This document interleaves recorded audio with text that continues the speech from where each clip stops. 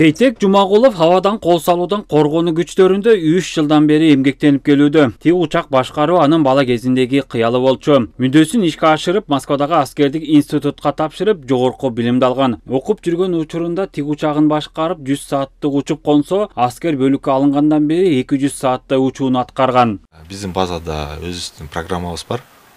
Программада ар бир учкуч өзүнүн программасы бар. Өзүнүн курс боевой подготовка бар. Ошого ылайыктуу өзүбүзгө саат берет. Ошол менен учуп турабыз. Азыр биз келген балдан баштап эле жакшы. Постоянно учуп турабыз. Сейтек Жумагулов эмгектенген аскер бөлүк дагы 2 учагы менен толукталды.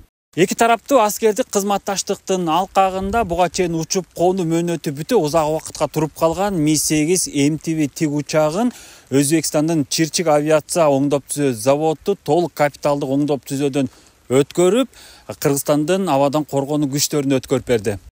Mi-8 MTV тиг учагынын өзгөчөлүктөрү ички курамды ташууда жана абадан аскердик чабуул жасоодо колдонулат. 4 тонна жүк көтөрөт. Же ичине курал жарагы менен 26 аскер батат. Деңиз деңгээлинен 7000 метр бийиктикте учууга ылайыкташкан. Бирок кыргызстандык учкучтар ага жеткирбей 4000 метр бийиктикте учуп конуп жүрүшөт. Максимальная скорость данного вертолета 200. Тиги учак саатына 250-260 шакырым ылдамдыкта уча алат. Тиги учак 1987-1988 жылдары чыгарылган. Тиги учактын колдонуу мөөнөтү абада учуп жүргөн убактысы менен өлчөнөт. Маселен, капиталдык оңдоп түзөөдөн кийин болжолдо 8-10 жылдык колдонсо болот. Же орто эсеп менен 6000-7000 саат учушу керек. Тиг учактар эки өлкөнүн президенттеринин сүйлөшүүсүнүн жыйынтыгында алынды. Кыргыз-өзбек коргоо министрлеринин аскер тармагында кызматташтыгын арттыруу максатынын жыйынтыгынын негизинде ишке ашты. Mi-8 оңдоодон өткөрүлүп, өлкөгө жеткирилишине чейин Өзбекстандын президенти Шавкат Мирзиёевдин жеке көзөмөлүндө болуп келген. Кесиптешинин мындай камкордугуна президент Садыр Жапаров ыраазычылыгын билдирди.